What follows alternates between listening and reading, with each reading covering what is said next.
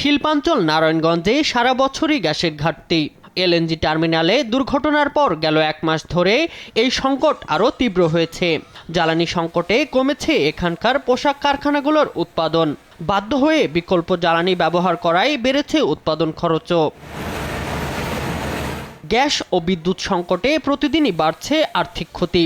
বিকেএমইএর তথ্য মতে নারায়ণগঞ্জে ক্ষতিগ্রস্ত প্রায় 450টি কারখানা, যেখানে অনেক কারখানায় উৎপাদন কমেছে 15 থেকে 20%। বিকেএমইএর অর্থ বিভাগের হিসাবে গ্যাস সংকটে প্রতিদিন ক্ষতি হচ্ছে 100 কোটি টাকারও বেশি। এর সঙ্গে বিমানে পণ্য পাঠানোর বাড়তি খরচ এবং ব্যাংক সুদ যোগ হয়ে মাস শেষে ক্ষতির পরিমাণ দাঁড়াচ্ছে 4 থেকে 5,000 কোটি টাকা। গ্যাস সংকটের কারণে যদি আমরা এই এক্সপোর্ট ব্যাহত হয়, আমাদের ফরেন কারেন্সি ব্যাহত হবে, আমাদের কর্মসংস্থান অনেক হারাবে।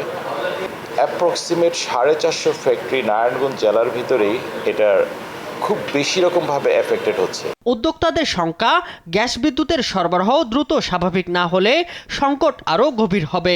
এর সরাসরি প্রভাব পড়বে রপ্তানি ও কর্মসংস্থানে। নেক্সট সিজনের যে অর্ডারটা প্লেস করবে, তাহলে কি এই অর্ডার প্লেস করে কি আমরা সময় মতো রপ্তানি পাবো? এই সংখ্যা থেকে তারা কিন্তু ইতিমধ্যেই আমাদের পরবর্তী সিজনের যে অর্ডার প্লেস করছিল সেটা কিন্তু অন্তত মিনিমাম 1/3 কমিয়ে দিয়েছে, অর্থাৎ 1/3 অর্ডার কাট করে অন্য জায়গায় শিফট করে নিয়েছে তারা। শুধু শিল্প কারখানা নয়, গ্যাস সংকটে ভোগান্তিতে স্থানীয় বাসিন্দারাও। অনেক এলাকায় চুলায় পর্যাপ্ত গ্যাস না থাকায় বাধ্য হয়ে এলপিজি ও বিকল্প জ্বালানিতে রান্না করতে হচ্ছে। কর্মস্থলে মানুষ যাবে, সেই ক্ষেত্রেও আমাদের গ্যাস সংকটে আমরা না খেয়ে থাকি। অনেক ক্ষেত্রে আমরা হোটেল থেকে কিনে খাই।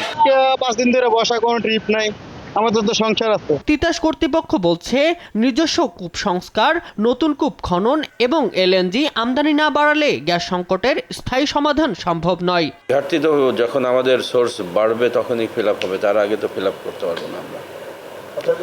আমাদের নিজস্ব যে গ্যাস কূপ আছে সেগুলো হয়তো সংস্কার করতে হবে, না নতুন কূপ খনন করতে হবে, অথবা এলএনজি আনতে হবে। শামীম হোসেন, নিউজ ডেস্ক, দেশ টিভি।